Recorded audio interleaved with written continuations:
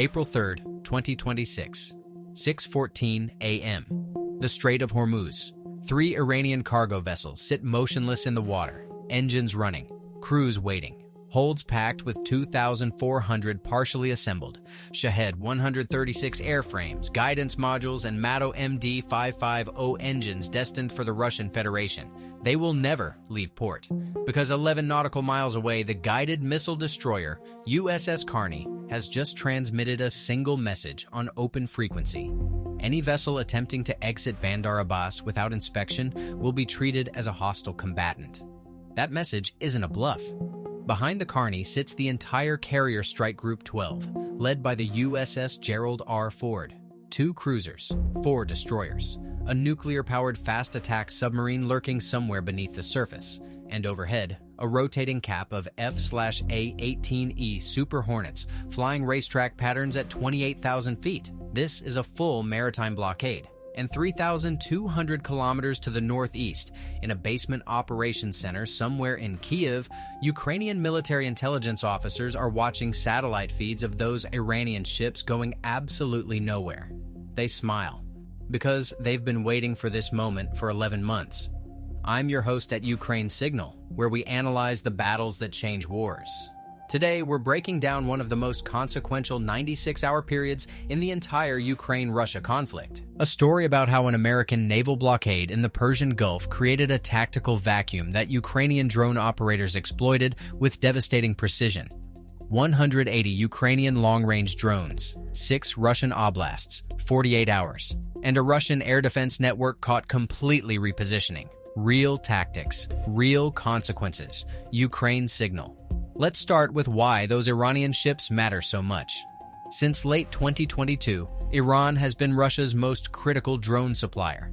The Shahed 136, a delta-wing loitering munition with a 1,800-kilometer range and a 40-kilogram warhead, became Russia's weapon of choice for terrorizing Ukrainian cities.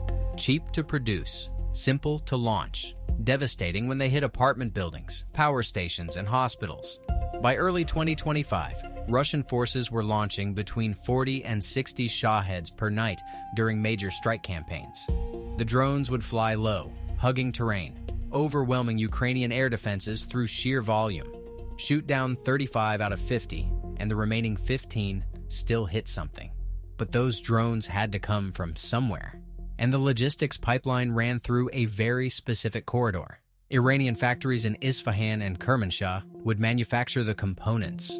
Partially assembled kits would be trucked to Bandar Abbas on the Persian Gulf coast. From there, cargo vessels would carry them through the Strait of Hormuz, north through the Caspian Sea via transshipment points, and finally into Russian territory through Astrakhan and Dagestan. Which weapon system was deadlier in degrading Russian strike capacity? A.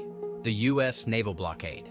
B. Ukrainian electronic warfare. C. Ukrainian deep strike drones hitting launch sites. Comment below. Western intelligence agencies had tracked this pipeline for over 2 years. Satellite imagery showed the loading operations. Signals, intercepts confirmed shipping schedules. But until April 2026, no one had physically shut the corridor down. Then Washington made its move. The decision came from the National Security Council on March 29, 2026. After months of failed diplomatic pressure on Tehran to stop supplying Russia, and with Iranian-backed Houthi attacks on Red Sea shipping escalating again, President Trump authorized Operation Tidal Fence, a comprehensive maritime interdiction zone around Iranian ports in the Persian Gulf and the Gulf of Oman.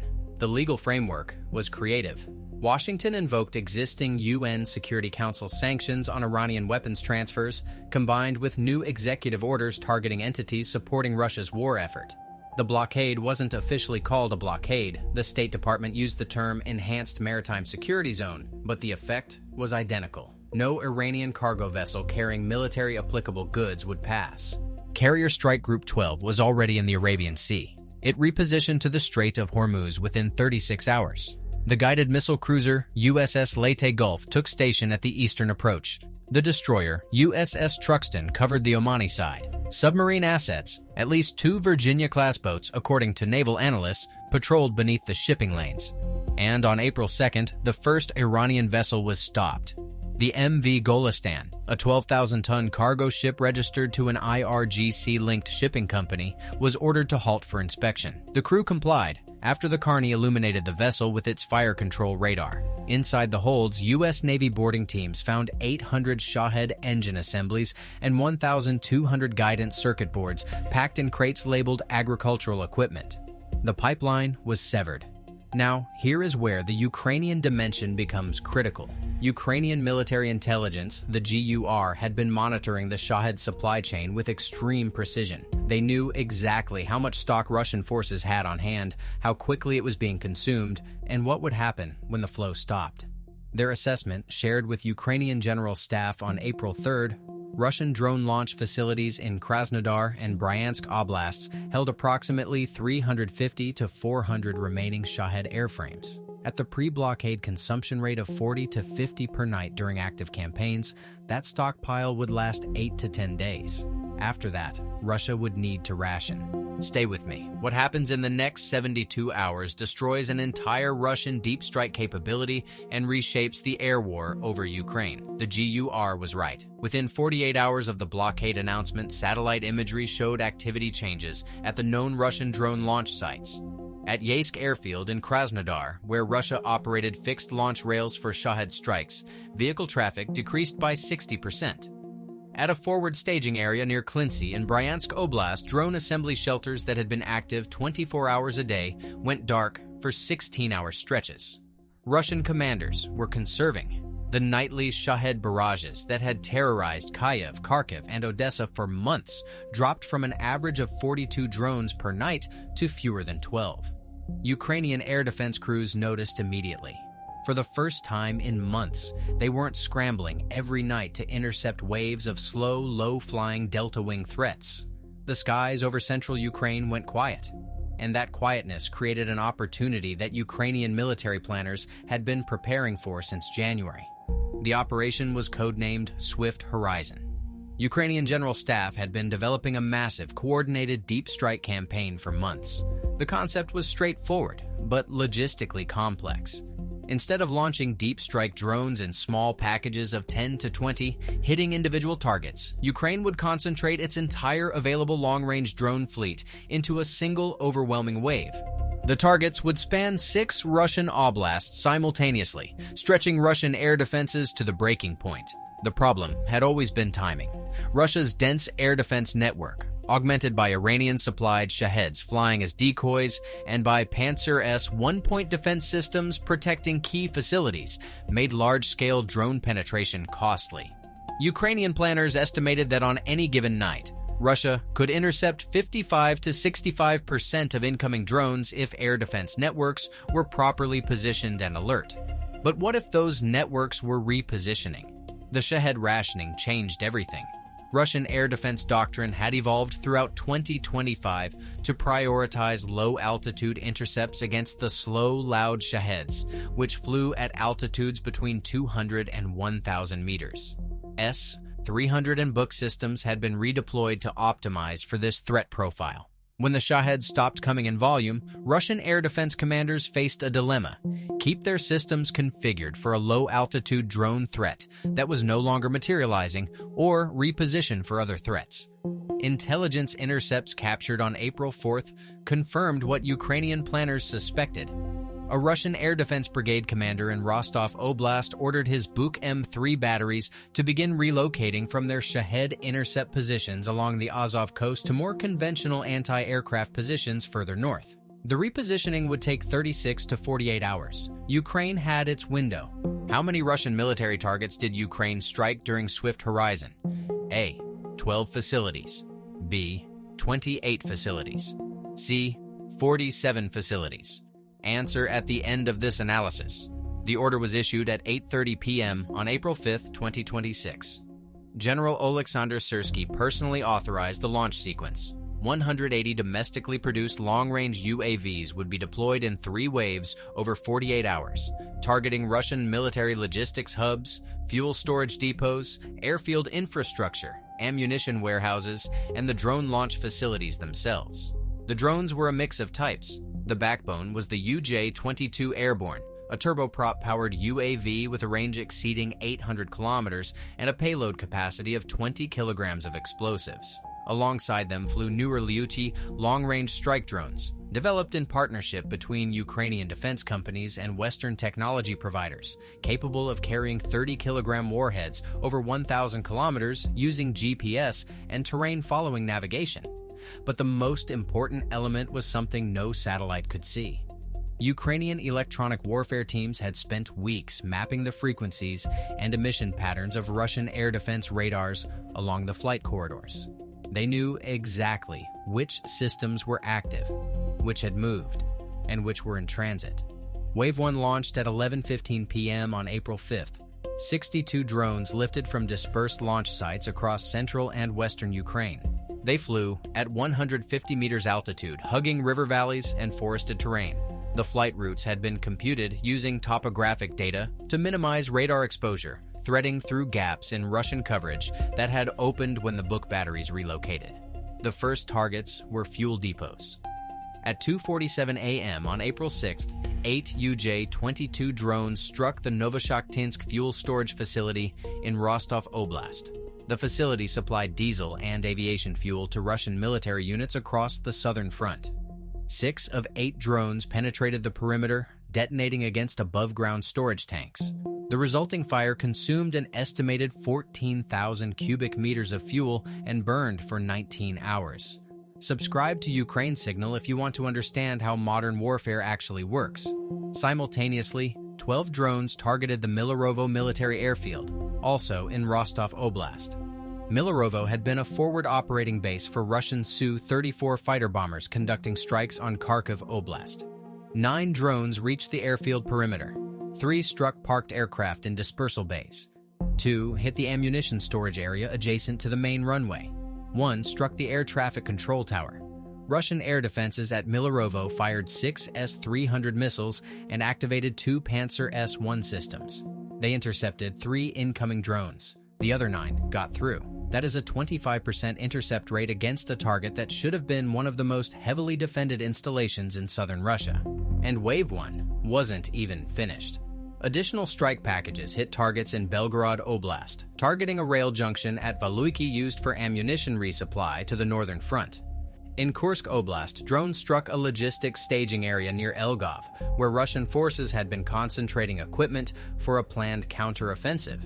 In Bryansk Oblast, 4 drones hit the Klintsy drone facility itself, damaging 2 of the fixed Shahed launch rails and destroying a maintenance building. By dawn, on April 6th, 47 of 62 first-wave drones had reached their targets, a strike-through rate of 75%. Russian military communications intercepted by Ukrainian signals intelligence revealed chaos.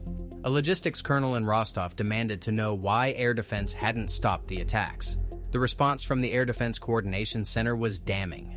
Systems are being repositioned per your own headquarters orders. Coverage gaps exist along corridors Alpha 7 through Alpha 12. We warned Command 3 days ago. If you believe tactics win wars, type Ukraine Signal in the comments. Wave 2 launched the following evening, this time 68 drones. The targets shifted to ammunition storage facilities, the most strategically valuable targets on the list. Ukrainian intelligence had identified 3 major ammunition depots that served as distribution nodes for the entire southern and central front. The first was near Kamensk-Shakhtinsky in Rostov Oblast, a sprawling complex of earthen bunkers spread across 4 square kilometers. It held an estimated 40,000 tons of artillery shells, mortar rounds, and rocket propellant. Ukrainian planners assigned 18 drones to this single target. 12 got through. At 3:22 a.m. on April 7th, the first drone struck Bunker Row 7. The warhead detonated against the entrance door, breaching the structure. Within seconds, sympathetic detonations began rippling through the bunker. Then the explosion spread to adjacent storage bays. What followed was captured on multiple surveillance systems and civilian phones from 30 kilometers away.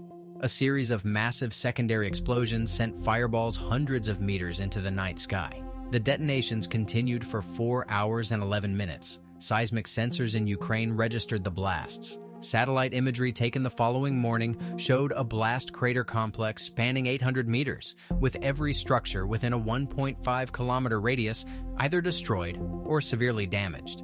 Ukrainian General Staff estimated the Kamensk-Shakhtinsky depot explosion destroyed enough ammunition to supply Russian artillery operations along 200 kilometers of front line for 3 weeks. The second major target was a depot near Toropets in Tver Oblast, deep inside Russia. This facility had been struck by Ukrainian drones previously in September 2024, partially rebuilt and returned to service. Ukraine hit it again with 14 drones. 8 penetrated defenses. Secondary explosions lasted 6 hours. The third depot was near Tikhoretsk in Krasnodar, a key node in the supply chain running from Russia's interior to occupied territories. 11 drones were assigned, 7 struck the facility. 2 ammunition trains parked on adjacent rail sidings detonated in the blast, destroying 3.2 kilometers of track. Wave 2's overall penetration rate was 61%. Lower than Wave 1 because Russian air defenses had begun emergency redeployments after the first night's devastation, but still catastrophically high from Russia's perspective. What would NATO doctrine have recommended differently? What assets would a NATO commander have prioritized in Ukraine's position? Comment your analysis below. Wave 3 was smaller, 50 drones, launched on the evening of April 7th. By now, Russian air defenses were on maximum alert, and the element of surprise was gone. But the damage was already done, and Wave 3 served a different purpose, forcing Russia to keep every remaining air defense system pointed inward, protecting its own territory, rather than supporting offensive operations on the front line. 31 of 50 drones reached their targets. Strikes hit airfield infrastructure at Morozovsk, fuel storage at Krasnodar's port facilities, and a military communications relay station in Voronezh Oblast. The 48-hour totals were staggering. 180 drones launched, 125 reached their targets. An overall penetration rate of 69% compared to the pre-blockade average of roughly 40%. The difference was the repositioning gap created by Iran's Shahed pipeline being cut, confirmed destroyed or severely damaged, 3 major ammunition depots, 2 military airfields, 4 fuel storage facilities, 1 drone launch complex, 2 rail logistics junctions, and a communications relay station. Russian official sources acknowledged fires at industrial facilities in 5 oblasts. Ukrainian military intelligence published satellite comparison imagery showing before and after destruction at 8 of the targeted sites. The estimated material cost to Russia exceeded $800 million, not counting the ammunition destroyed at Kamensk-Shakhtinsky, which alone represented over $1 billion in replacement value at wartime production costs. Russian frontline units felt the impact within days. Artillery fire rates along the Zaporizhia and Donetsk fronts dropped 30% in the week following Swift Horizon, as ammunition supplies failed to arrive from destroyed distribution nodes. 2 planned Russian local offensives near Pokrovsk were postponed indefinitely. But the deeper strategic impact went beyond the material losses. The blockade exposed a fundamental vulnerability in Russia's war machine. Moscow had become dependent on Iranian drone supplies to sustain its terror campaign against Ukrainian cities. When that supply was cut, Russia couldn't replace the capability domestically. Russian drone production had increased throughout 2025, but domestic models lacked the range, payload, and reliability of the Shahed platform. The factories in Yelabuga and Alabuga that were supposed to produce Shaheds under license had never reached their target output. Without Iranian drones, Russia lost its most cost-effective tool for overwhelming Ukrainian air defenses and striking civilian infrastructure. The nightly terror raids that had defined the war's aerial dimension since autumn 2022 effectively stopped. Ukraine, meanwhile, proved something the world had been watching for. Its domestic drone industry, which had grown from scattered workshops in 2022 to a coordinated industrial base producing hundreds of long-range UAVs per month, could execute strategic-level strike campaigns without relying on Western cruise missiles. Every Storm Shadow, every Scalp EG, every ATAS-EMS, those remained vital for hardened targets. But for logistics infrastructure, fuel depots, ammunition storage, and airfield facilities, Ukrainian-made drones costing a fraction of a cruise missile could do the job. The answer to the tactical quiz from earlier: C. 47 facilities. Ukrainian forces struck or damaged 47 distinct Russian military installations across the 3 waves of Operation Swift Horizon, spanning 6 oblasts and covering target categories from airfields to ammunition depots to fuel storage to communications infrastructure. The lessons from this 96-hour period are ones that military academies will study for years. First, supply chain interdiction works. The U.S. blockade didn't fire a single shot at a Russian target. It didn't need to. By cutting the logistics pipeline that fed Russia's drone capability, it created a cascading tactical effect thousands of kilometers away. Second, timing is everything. Ukrainian planners didn't launch Swift Horizon the moment the blockade started. They waited 72 hours, letting the supply shock propagate through the Russian system, letting commanders begin repositioning air defenses, letting gaps open in coverage. Patience multiplied the operation's effectiveness. Third, mass matters. Small drone strikes of 10 to 15 drones gave Russian air defenses manageable intercept problems. But 60 to 70 drones in a single wave, hitting targets across a 1,200-kilometer front simultaneously, overwhelmed the system. The difference between a nuisance raid and a strategic strike campaign was concentration. And fourth, domestic production independence changes the calculus.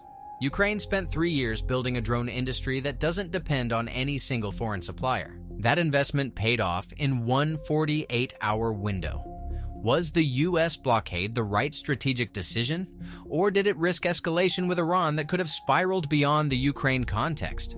Could Russia have prevented the ammunition depot disasters with better dispersal and hardening? And if you were the Ukrainian general staff, would you have waited longer for the air defense gaps to widen further? Or was the 72-hour window the right call? Subscribe to Ukraine Signal, because we break down the battles that textbooks will study for decades. Real tactics, real consequences. Ukraine Signal. The ports at Bandar Abbas are still under blockade tonight. The cargo ships sit idle, their holds full of drone components gathering dust. 3,000 kilometers north, the craters at Kamensk-Shakhtinsky are still smoldering in satellite images, and Russian logistics officers are still trying to reroute ammunition through rail lines that no longer exist. The skies over Kiev have been quiet for 11 nights straight. No Shaheds, no air raid sirens at 3 a.m. For the first time in years, children in Kharkiv are sleeping through the night. But the war isn't over. The wrecks remain. Silent reminders that modern warfare punishes dependency, rewards innovation, and forgives nothing. Stay vigilant.